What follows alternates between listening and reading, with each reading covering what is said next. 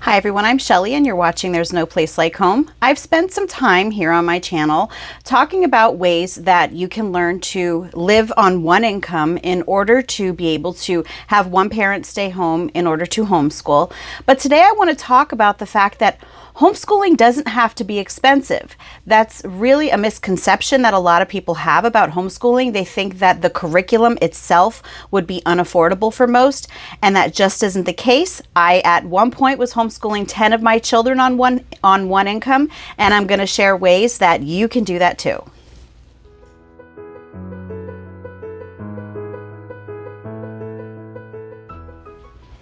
It is very, very common for people when they picture homeschooling to immediately picture what looks like a school environment, but in a home setting.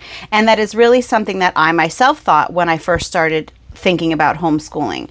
When my oldest son told me that he wanted me to homeschool him, the very first thing that I did was I went online and I looked up homeschool curriculum. And of course, I found all those sets of textbooks and I looked at the price and I thought, I don't think that this is going to be for us. But what I learned over the years is that the whole idea of textbooks and needing your home to look like school isn't necessary at all in order to give your kids a quality education. What we look at as being what an education is supposed to look like nowadays is actually a relatively new way to educate children. And from what we can see from what's going on around the country, it doesn't work very well. So I wanted to share with you some ways that you can homeschool your children without spending hundreds or even thousands of dollars on curriculum for your kids every year. I saw someone estimated that you can homeschool on $600 per child per year. And while that might be inexpensive to some, for me, that is even expensive. I have found that I've been able to homeschool my children on much, much less than that per child. And so I've just written down 10 ways. There are way more ways than this, but the whole idea is just to be resourceful and learn how to use what you have at your fingertips all around you and just kind of get out of the mindset of thinking that you have to be a teacher for your children at home. What they need is a parent, and you can educate them as a parent and not as a school teacher. So the first way to do that is the library. Of course, the library is free.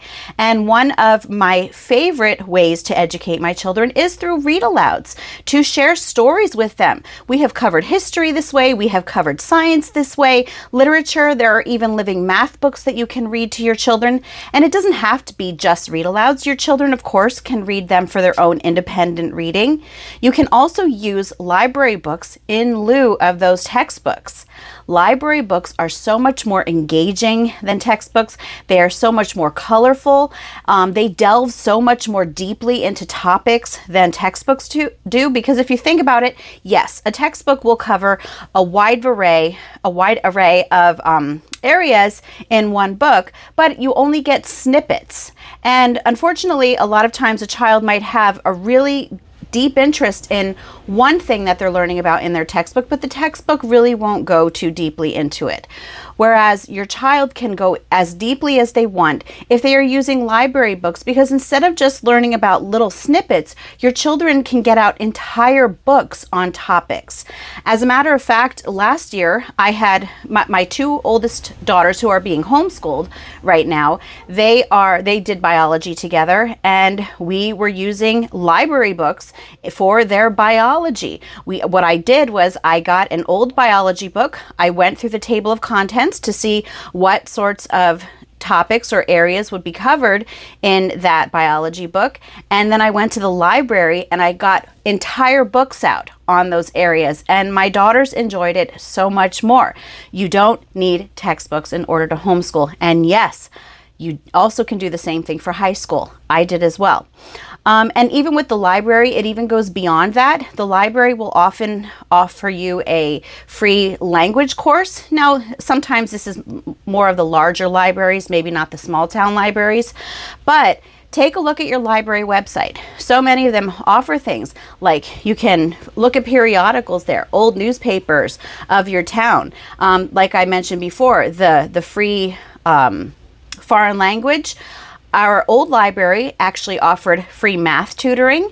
Additionally, there were free classes there. So sometimes they would have photography classes, gardening classes. They would have little clubs like little anime clubs for teenagers to get together and get that, all that so much revered socialization that so many people talk about. But the library, really, you could homeschool pretty much exclusively with the library, other than maybe needing a math website. Although they do have math books at the library, but I think that maybe a math website or some sort of math curriculum, in addition to exclusively using the library and all of that it has to offer, in addition to books. Yes, absolutely books, but look at every area that there is, that the library has for you. Now, moving on from that, you can look at, please don't mind the lights. There's like a pretty bad storm outside right now. We've got a flash flood warning, so our lights keep flickering. But anyway, there are free websites that you can find online. Of course, Khan Academy is one. I'm going to be honest, I don't agree with everything that Khan Academy, the way that they present everything. I think that they have gone too woke in some areas. But if you're looking for like a free resource for, say, math or something along those lines, there is Khan Academy. There is also Easy Peasy All-in-One Homeschool. That is also free, and it is another way that you can homeschool your children without having to put out hundreds of dollars per child. Now, another way for you to homeschool more inexpensively is just using Life. I think that we need to kind of get out of this way of thinking that our kids only can learn things from textbooks. They can only learn things from PowerPoints. They can only learn things from the worksheets that they bring home for their homework. Life learning is really what your kids need the most. How many times have you actually used a lot of the things that you learned about in school? I never used, I would say a good 80% of what I used in school, I never actually had to use holistically in real life. The only way that a lot of the stuff even came up again was because I was homeschooling my kids, and that was one of the areas that was to be covered. But cook with your kids. When you travel with them, that covers geography. And I don't even mean that it has to be vacations. I mean just driving around with them so that they can learn their directions. They can learn the terrain of different areas. They learn the animals that live in different areas. Take them for walks around your neighborhood. Have them draw maps of the neighborhood or a map of the park, a treasure map. Just use your imagination. Think of fun things to do with your kids. You don't need a book to tell you what to do. Even when you do your banking, that's a great life learning skill for your children, especially for your older children who are getting to that age where they are going to be closer to being on their own. Let them learn how to do their banking, how to take care of their own accounts, how to do their own calculating when it comes to their money saving. And then even shopping. Even if you take your younger kids shopping with you, let them weigh the fruit, let them compare the sizes of things. And, when it comes to stuff like that in the grocery store, yeah, that is more for like younger kids. But the idea is that life in itself has so many things to offer you that, again, I'm going to keep saying this, you don't need a textbook curriculum to tell you what your kids need to learn. Learning is all around you, and it is just your job as the parent to learn how to embrace it.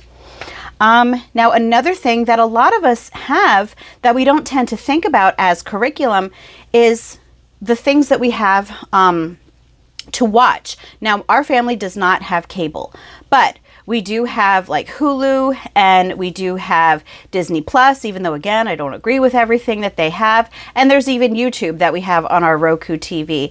And our kids watch documentaries all the time. There are a lot of historical fiction movies that they watch, a lot of movies that are based on books. Like my kids love Mr. Lemoncello's Library. That's on Netflix, even though it is nothing at all like the book. Like we read the book as a read aloud, then we watched the movie and we were like, well, they're not even remotely close, but the movie's still good. But take advantage of some of the things that you already have in your home. Maybe you have Amazon Prime. Find things for your kids to watch that interest them, or maybe that are connected to the things that they've been learning about, and use that as a resource. Take a look at what you already have around you.